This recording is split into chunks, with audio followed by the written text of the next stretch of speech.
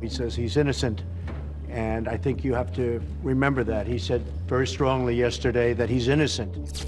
3 days after this photo of the ex-wife of Rob Porter, a former White House staffer, surfaced, the president finally responded. I found out about it recently, and I was surprised by it, but we certainly wish him well. It's a obviously tough time for him. He did a very good job when he was in the White House, and we hope he has a wonderful career, and hopefully he will have a great career ahead of him. 3 days. That is how long it took President Trump to break his silence on Rob Porter. And when he finally did, he praised his former aide.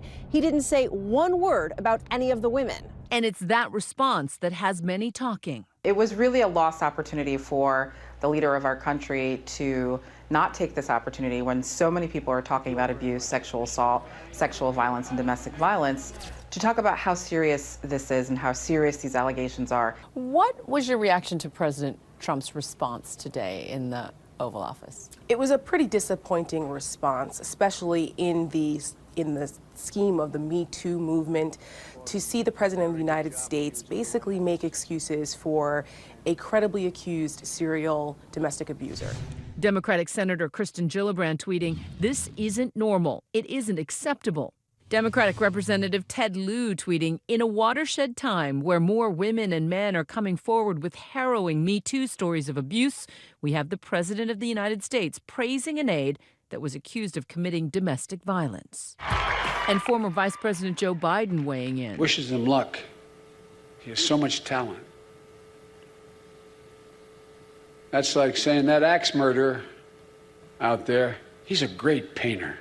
This is not the first time President Trump has come to the defense of a man accused of violence against women. He endorsed Roy Moore in the face of those sexual misconduct allegations. He totally denies it. He says it didn't happen.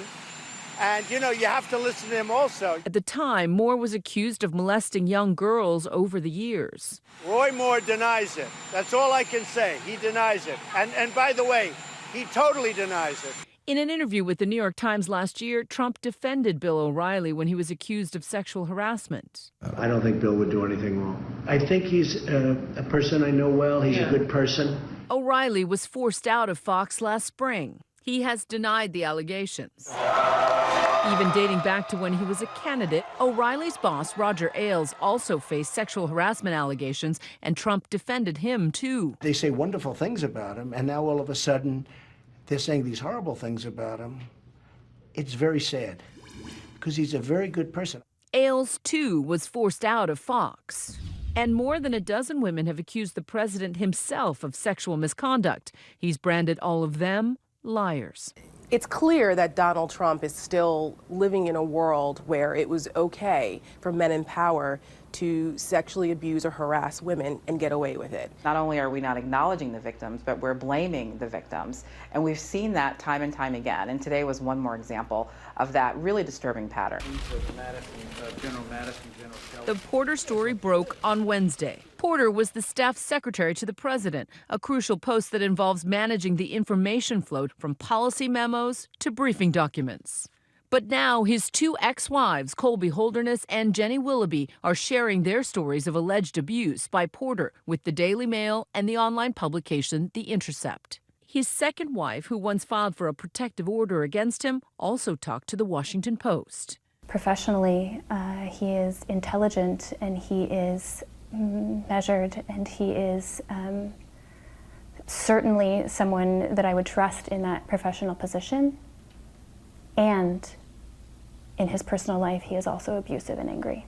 When the story broke, White House aides had nothing but praise for Porter, a former Rhodes Scholar who overlapped at Harvard with Trump's son-in-law, Jared Kushner. Porter is also in a relationship with Communications Director Hope Hicks. The President and Chief of Staff have had full confidence and trust in his abilities and his performance. White House Chief of Staff John Kelly called Porter a man of true integrity and honor. And Porter's former boss, Senator Orrin Hatch, said he didn't know what to make of the allegations. I don't believe them all, but I think there's enough there that you have to take it very seriously.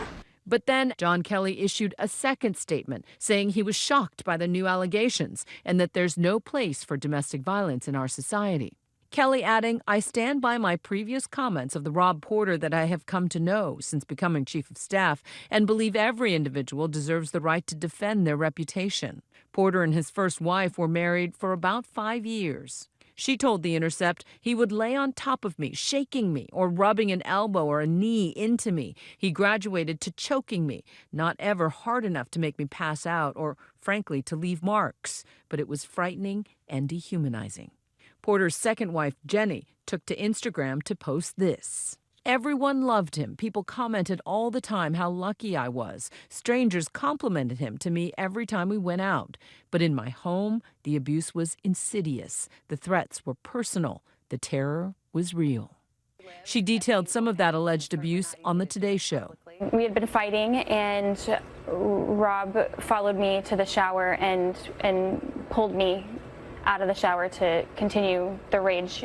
After an incident in 2010, Willoughby filed for an emergency protective order, telling authorities he punched in the glass on the door. I called the police, afraid he would break in.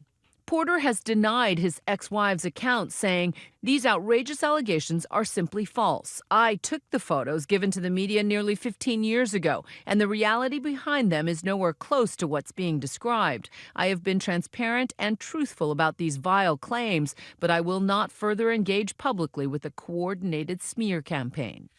Both women say they told the FBI about Porter's alleged abuse last January during his White House security clearance background check.